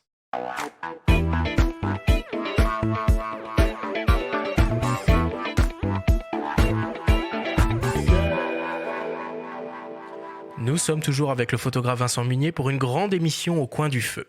Vincent, nous sommes allés à la rencontre de personnes qui te sont proches et leur avons demandé de nous raconter une petite anecdote te concernant ou de te laisser un petit message. On te propose de découvrir ces témoignages avec nous et de voir si tu arrives à reconnaître leurs auteurs. Est-ce que tu as bien compris ? Oui, très bien. Très bien. On commence par le premier témoignage. Il y a quelques années, j'ai donc commis un roman qui est un récit profondément, une fiction profondément écolo dans ses valeurs, qui est un roman d'ailleurs qui est préfacé par Cyril Dion. Et ce roman qui est totalement une fiction qui se passe dans la vallée de la Clarée, donc à Névache, donc dans une vallée où mon cœur bat particulièrement fort. À un moment, mon héroïne qui s'appelle Anna, qui essaye de retrouver son chemin, qui est un peu paumée, et qui essaye de retrouver son chemin au sens figuré du terme, et qui adore la montagne, se retrouve à gravir une voie d'escalade sur les falaises, qui sont ces falaises proches des écrins. Et à un moment, elle passe à côté d'un gars qui est là et qui observe avec attention, depuis plusieurs jours, des gypaètes qui sont censés avoir des oisillons à l'envol sous peu. Et donc, elle passe et elle découvre que ce photographe qui est là, sous sa tente, c'est Vincent Munier. Et en fait, il se passe une scène que je ne vais pas raconter ici, mais qui est une scène profondément sympathique, chaleureuse, pleine d'émotions, parce qu'elle-même va va avoir un problème en grimpant dans cette voie un peu compliquée. Et puis, celui qui va se retrouver au bas de la falaise en lui disant « mais ça va » et qui lui-même ne sait pas grimper dans la falaise, c'est Vincent Munier. Et donc, il y a un petit moment assez intime entre les deux personnages. Et j'avais envoyé ce texte à Vincent en lui disant « écoute, j'ai voulu te faire un clin d'œil qui était une forme d'hommage aussi à ton travail en t'intégrant comme étant l'un des seuls personnages non de fiction, même s'il était dans une situation fictionnée un peu. Et du coup, voilà, c'était juste l'occasion d'un clin d'œil d'écrivain à Vincent. Voilà. Donc, j'ai beaucoup d'affection pour lui. Alors Vincent, tu reconnais ? Oui, bien sûr. Éric de Kernel, super. Ouais, bien sûr. Ouais, qui est aussi très engagé, hein, et qui dans la protection de la nature, en plus de son talent d'écrivain. Et non, mais ça fait plaisir, hein, évidemment. Il dirige Terre Sauvage depuis des années, hein, et on se connaît depuis longtemps, génial. Et là, il fait référence à l'ouvrage Mon cœur contre la terre. Mon cœur contre la terre. Et on peut aussi lire actuellement en librairie Les Jardins de Zagarande chez Flammarion. Allez, on continue avec un second témoignage. Vincent, alors, donc je suis désolé, mais j'ai une petite anecdote à ton sujet. On va découvrir que, en fait, lorsque tu étais jeune photographe, tu devais avoir à peu près 14 ans, tu étais vraiment prêt à tout pour réussir la meilleure photo, très déterminé. Alors, on était en Écosse en voyage avec tes parents et ton frère, et puis on trouve un super coin avec un plongeon catamaran sur un petit plan d'eau. Et on se dit, super plan pour faire des photos. Et juste après, on rencontre un ami photographe originaire de notre région, et on lui raconte un petit peu, on partage l'information. Et puis il nous demande si le lendemain il peut aller faire un affût. Alors on n'ose pas refuser, évidemment. Et on se quitte. Et puis dans la journée, puis le soir, on voit que Vincent, tu étais un peu contrarié. Et tu nous dis, mais vous vous rendez pas compte, on va le laisser tout seul à l'affût, là on ne sera pas avec lui, et il va peut-être faire des super photos, des super images, et nous on ne sera pas avec. Ah là là là là. Alors qu'est-ce qu'on pouvait faire? Et en fait, cet été, c'était en 1990, et en Écosse, c'était incroyable. Il y avait du soleil tous les jours. On s'est dit, il faudrait qu'il pleuve, quoi. Et puis on s'est dit, allons-y, on va faire la danse de la pluie. Alors on y va. Je crois qu'on avait fait un petit feu le soir. Alors on tourne autour du feu et on fait la danse de la pluie. Et puis en fait, ça a marché. Le lendemain matin, le grand déluge, un temps affreux. Et on était tout contents. Et puis, ça a marché. Et puis, quelques jours plus tard, on retrouve notre ami et puis on lui demande alors, qu'est-ce qui s'est passé? Tu as fait des belles photos. Et, il dit, écoutez, c'est pas de chance quand même ici. Il y a plus, j'ai rien pu faire. Il était complètement dépité, quoi. Alors, on avait réussi notre coup et puis, nous, on rigolait dans nos moustaches, quoi. En fait, donc, ce que je vous ai raconté là, c'est une histoire véridique. Hein, Vincent, tu pourras attester, confirmer. Par contre, la seule chose qui n'est pas vraiment réelle, c'est que Vincent n'est pas du tout le personnage impitoyable qu'on pourrait croire qui voudrait écarter les concurrents. Voilà, Vincent, c'est un chic type et je suis content de te rappeler cette petite histoire qu'on a vécue ensemble. J'ai une autre petite question subsidiaire. Ça va suivre, l'histoire suivra. Est-ce que tu te rappelles, lors de notre premier voyage au Tibet, donc il y a plus de 10 ans, on est partis tous les deux, c'est toi qui m'as emmené, et puis est-ce que tu te rappelles de la première espèce de la faune tibétaine qu'on a vue donc ensemble et que tu as photographiée? Voilà, je te laisse réfléchir, et si tu ne trouves pas, on te donnera quelques indices complémentaires, et puis après, ce sera à toi de raconter l'histoire complète. Allez, à toi de jouer. Dis donc, dites-moi, là vous avez un échantillon du bon accent vosgien, mon ami Jean-Marie. Excellent. Ah, par contre, pour répondre à sa question, alors là, je ne crois pas, ou alors c'est première espèce. Alors je crois qu'il faisait référence à un animal urbain, mais je pense que ça doit rejoindre une blague entre vous. Le pigeon? Non. Alors, me souviens plus, je vais revoir avec lui. Mais c'est vrai que bon, c'est un ami forestier de longue date et mon père était naturaliste écolo de l'époque, dans les années 70. Et donc, lui, il est venu nous voir. Moi, j'étais tout gamin, hein, et il voulait s'investir dans la protection de la nature. Il est venu nous amener un balbuzard pêcheur, un oiseau qui s'était fait électrocuter. Et il voulait porter plainte et contre EDF, parce que c'était dramatique, un rapace aussi incroyable que le balbuzard pêcheur. Donc et c'est comme ça qu'on a lié amitié, et maintenant c'est devenu un peu comme mon frère, mon second frère. Donc je l'ai emmené en effet 2 fois avec moi au Tibet. Ouais. D'excellentes conditions physiques. C'était mon Kyang. Kyang, c'est l'âne de là-bas. C'est comme ça que je l'appelais. Parce qu'il porte beaucoup. Mon Sherpa, voilà, il a une bonne capacité physique, il m'aide à porter les trépieds, hein, et le matos, la bouffe quand on partait là-bas. Génial, merci. Hein. Et c'est pas fini, on continue avec un 3e témoignage, une autre resta de la photo animalière française. Il y a beaucoup de photographes qui photographient la beauté de la nature, ou d'autres qui nous montrent les horreurs de la nature. Et tout ça, on nous dit que ça a valeur de témoignage. Mais je sais aussi, parce que je partage cette idée et ce sentiment, que ton moteur qui te pousse à aller faire ces photos, c'est pas forcément la volonté de témoigner. En tout cas, c'est pas cela qui t'a poussé sans doute à tes débuts. Et que c'est simplement de vivre au cœur de cette nature sauvage, peut-être le premier moteur de tout ça. Et que c'est peut-être pour ça qu'au final, tes photos plaisent tant. C'est parce que t'es peut-être pas omnubilé par partager et montrer ces beautés, mais simplement emporté par ces mystères. Qu'en somme, ce qui compte le plus, c'est moins la beauté de la nature que ces mystères, et que c'est cela qui est le plus inspirant.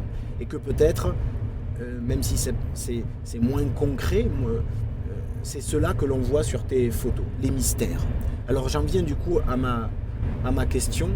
Est-ce qu'il t'est arrivé déjà, une fois dans ta vie, de renoncer à faire une photo pour précisément faire durer plus longtemps le mystère, ou entretenir ce mystère? On voyage avec vos témoignages, là. On est dans le sud. Là, on l'a avec Laurent Balesta, le grand photographe. Mon ami Laurent Balesta, oui. Évidemment. Ouais, non, mais ça fait plaisir d'entendre. Et puis, je crois que on a quand même fait 3 mois ensemble en Antarctique. On se connaît bien. On a beaucoup de respect mutuel pour nos travaux. Et oui, c'est vraiment un ami, et lui aussi un possédé dans son domaine, évidemment. Et je pense qu'il a raison, parce que souvent... on dit voilà, on va faire on fait ces images pour voilà, on se lance défendre une cause et tout. Oui, c'est sûr, mais avant tout, je pense que lui, il est un peu dans le même schéma. C'est notre vie, quoi. On est tombé dedans étant gamin, et on peut pas faire autrement. Et la photo, on la fait pas obligatoirement pour les autres. En tout cas, moi, non, il a raison. C'est un peu égoïste, hein, mais évidemment que je suis ravi parce que de la partager, encore plus quand on a des retours, comme on le disait au début d'émission, avec des retours assez incroyables par rapport aux spectateurs, aux gens qui regardent nos images. Et on se dit que ouais, c'est génial. Mais même s'il n'y avait pas ça, finalement, je serais là, je serais sur le terrain, je serais avec mes jumelles, je serais à bivouaquer sous mes sapins, dans la neige, à tirer mon traîneau. Parce que c'est ça, c'est vraiment ma vie. Et avant tout. Et c'est vrai que c'est peut-être ce qui me différencie. Moi, souvent je dis ça, j'ai pas une démarche de professionnel, il n'y a rien qui est bien établi, bien organisé. Enfin, organisé, je m'entends. C'est-à-dire qu'il n'y a rien qui est planifié sur plusieurs années au niveau des expositions, au niveau des livres. Tout, je marche un peu à l'instinct, je marche un peu comment dire, comme un amateur aussi. Je saisis des opportunités, je suis mon instinct, au feeling, vraiment. C'est vraiment ça. Et pour répondre à sa question précise là, de Laurent, est-ce qu'il m'est arrivé mais oui, ça m'arrive de laisser le boîtier évidemment de côté et de vivre la scène sans la photographier. Ça m'arrive souvent. Encore tout à l'heure, vous avez vu, j'étais en retard. Il y avait des lumières fantastiques. C'était grandiose il y a quelques heures. C'est pour ça que je suis encore désolé du retard. Mais c'était fabuleux, des lumières et en fait, que j'ai jamais même connu dans les Vosges. À chaque fois, tout est différent. Et là, je me suis arrêté. Et tu fais pas de photos et tu savoures. C'est extraordinaire. Et encore un autre moment, il me parlait. Il y en a plein. Mon premier loup, j'ai pas pu le photographier. C'était pas possible. J'étais trop ému, quoi. C'était pas. Je voulais pas gâcher ce moment avec un appareil photo. Donc oui, ça m'arrive. Ça fait penser à la scène, pour ceux qui l'ont vu, du film Walter Mitty, où t'as Sean Penn qui incarne un photographe. Qui incarne toi, en fait. Du National Geo. Ouais, en fait, il a dû s'inspirer de toi, forcément. Il est sur les hauts plateaux, d'ailleurs, sûrement du Tibet, et il est à la recherche de la panthère des neiges, qu'on appelle en anglais The Ghost Cat, le chat fantôme, et qu'il se refuse un moment à photographier pour aller jouer au foot avec des gosses et profiter du moment. Enfin voilà, c'est une belle scène qui résume bien tout ça. Allez, on continue avec un 4e témoignage. Salut Vincent. Bon, ça fait quelques temps qu'on se connaît maintenant. Tu sais à quel point je suis obsédé par les expressions sonores de la nature. Et je sais aussi, de mon côté, à quel point tu y es sensible également, de même qu'à la qualité des silences. Et donc ma question, forcément, est en lien avec ça, tu imagines bien. Tu nous as souvent raconté ta première grande émotion avec un appareil photo dans la nature, quand tu étais enfant. Mais est-ce que tu te souviens de ta première grande émotion liée à un son dans la nature ? Et si tu ne t'en souviens pas, bon, c'est pas évident, j'avoue que de mon côté, j'en ai pas vraiment un souvenir très, très net. Si tu ne t'en souviens pas, peux-tu nous raconter, je sais pas, une expérience sonore qui t'a particulièrement marqué, qu'elle soit vécue dans nos belles forêts vosgiennes ou ailleurs ? Génial, Marc Namblard. Ça fait plaisir parce qu'en effet, si le son il est aussi bon dans ce film, c'est aussi grâce à ses conseils, parce qu'il m'a conseillé sur le matériel à prendre à utiliser là-bas et ces micros qu'on plaçait judicieusement dans certains endroits et qu'on laissait pendant une nuit ou une journée. Et donc vraiment, Marc m'a beaucoup, qui est audio-naturaliste évidemment, m'a vraiment bien conseillé et je suis de plus en plus passionné par le son et là j'ai 2 jeux de micro, j'arrête pas d'en faire. Et donc, ouais, un mec super. Et donc, tout ça pour dire que, pour répondre à sa question, oui, les sons, je vous parlais de tous les sens qui sont en éveil, c'est l'un des premiers, c'est ça, même avant l'odorat, et parfois même souvent, même avant la vue, c'est les sons. C'est les sons, et alors ils sont nombreux, alors aussi, c'est difficile.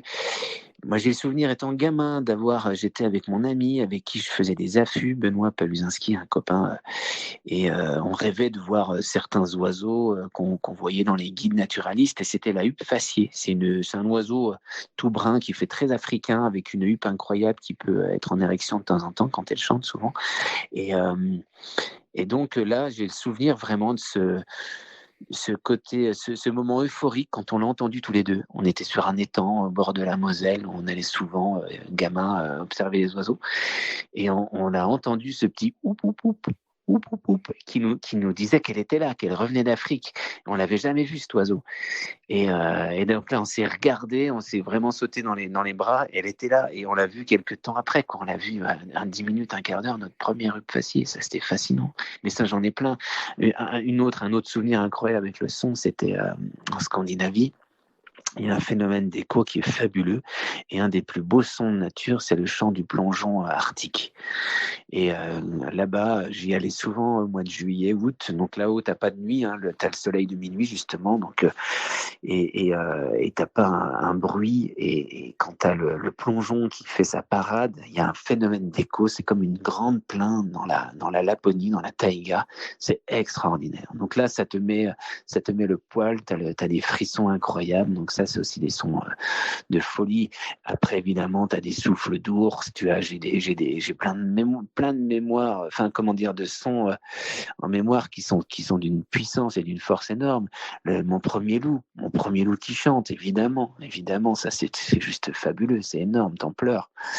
Ouais, donc non, c'est tellement important tout ça. Mais c'est ce qu'on a voulu mettre dans ce film, c'est vraiment ça aussi. C'est toute la subtilité de son nature. Et ça, c'est une force, ouais.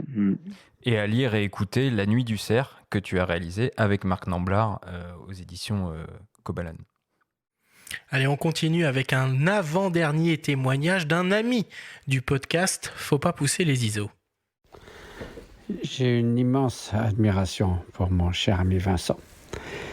Tout d'abord, sur le plan photographique, ce sont des images absolument merveilleuses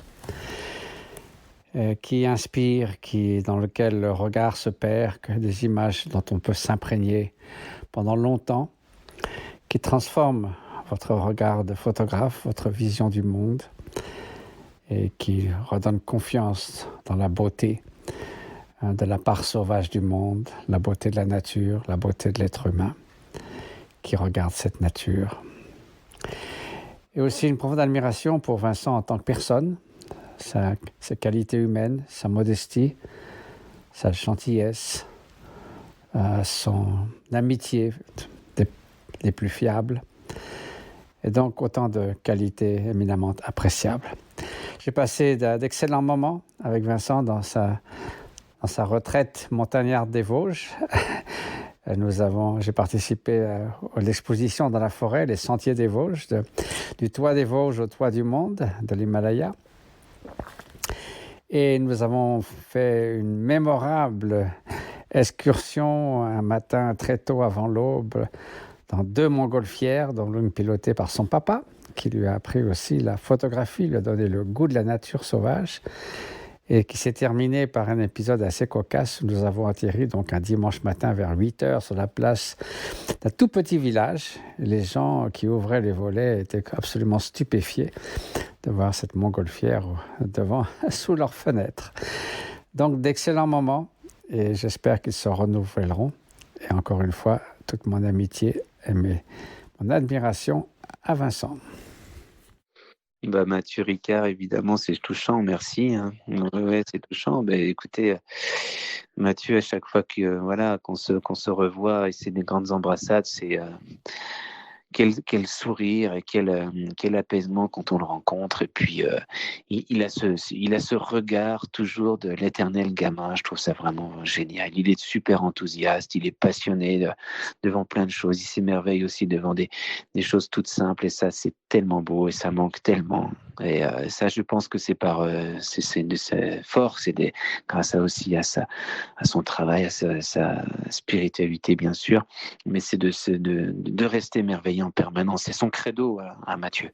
Et il a raison. On a besoin de ça. On en manque cruellement de cet émerveillement qui nous nourrit. Donc, oui, merci. Et puis, voilà, on parle de photos avec lui. C'est pareil. C'est quel enthousiasme. Il est vraiment passionnant. On a ce projet de faire un peu de terre ensemble. On aimerait bien, même si les voyages se réduisent en ce moment, mais on a ce projet, quoi. On aimerait être sur le terrain, pourquoi pas dans son ermitage là-bas en Népal. On va voir.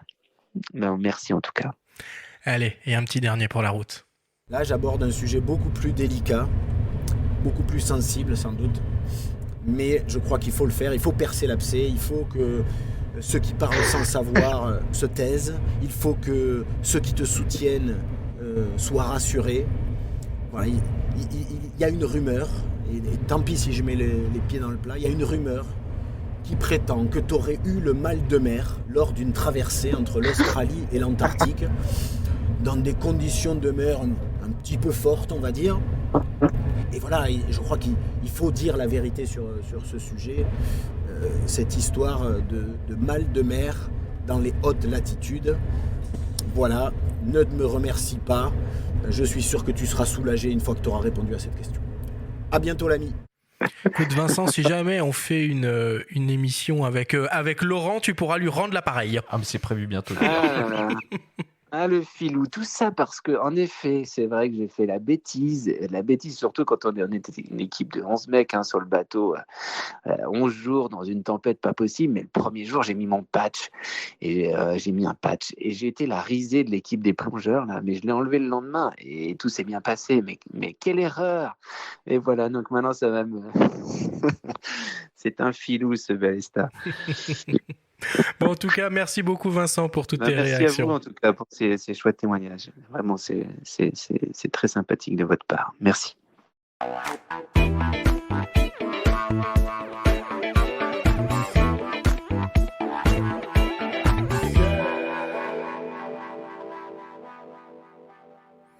Nous voilà désormais à la fin de cette émission. Vincent, c'était évidemment un plaisir de t'avoir avec nous à nos micros. J'invite bien entendu tous nos auditeurs à foncer en salle pour découvrir au cinéma ce magnifique film La Panthère des Neiges. Vincent, est-ce que tu as d'autres actualités en ce moment à partager avec nous ? Pas vraiment, non. Il faut quand même qu'on digère un peu ce film. On va continuer un peu à l'accompagner. Sinon, non. Actualité, moi je viens de terminer un affût dans mon jardin avec des vieilles planches. Ma vie, de photographier et de filmer mes écureuils, comme quoi, et je prends grand plaisir, des bouvreuils qui reviennent. Et demain, la neige arrive et je suis ravi parce que je veux vraiment filmer l'écureuil qui sort d'un trou avec des flocons de neige. Voilà, donc ça, c'est mon actualité immédiate. Et sinon, non, après, bien sûr, je continue toujours de marier un peu la photo avec un peu de militantisme. Donc j'ai envie de faire un film sur les vieilles forêts, sur le travail de mon père. Donc on va s'y atteler. Voilà. On voulait juste adresser un remerciement chaleureux à Marine des éditions Kobalan qui nous a beaucoup aidé à préparer l'émission. Tout cas, comme Léo, ils sont très importants. Ouais, merci à Marine.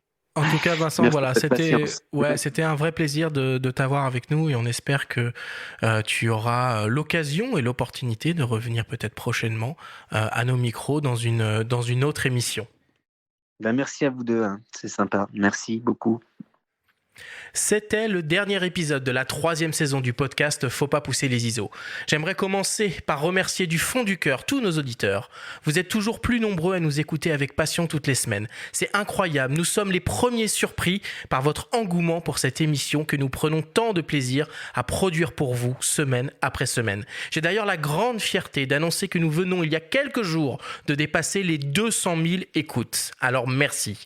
Évidemment, cette émission ne serait rien sans nos invités. Ce sont eux qui nous font l'honneur de venir partager tant de choses à nos micros. Merci aux photographes, aux journalistes, aux éditeurs, aux revendeurs, aux réalisateurs, aux ingénieurs, aux représentants de marques. Merci à tous ceux qui sont venus témoigner dans le podcast au cours de cette 3e saison. Impossible aussi de ne pas remercier également nos partenaires, nos sponsors qui soutiennent Faut pas pousser les ISO. Ce podcast ne pourrait pas exister sans eux. Je remercie donc notre partenaire historique Fox, mais aussi Sony, Nikon, MPB, Sigma, Canon, Panasonic, Fujifilm, Tamron et Epson pour leur confiance. Et enfin, pour terminer, je veux évidemment remercier mon ami et complice Benjamin Favier, avec qui je prends un immense plaisir à faire cette émission, et l'homme de l'ombre, Vincent Trujillo, mon ami, qui produit ce podcast et qui met une incroyable énergie et passion à le faire grandir saison après saison. Voilà pour les remerciements, il est temps de conclure. La saison 3 se termine, mais rassurez-vous, la saison 4 est déjà en préparation. On vous donne donc rendez-vous en février prochain pour continuer à parler photos et vidéos dans le podcast Faut pas pousser les ISO. Merci à tous de nous avoir écoutés. Faites attention à vous, prenez soin de vous et on se retrouve dans quelques semaines.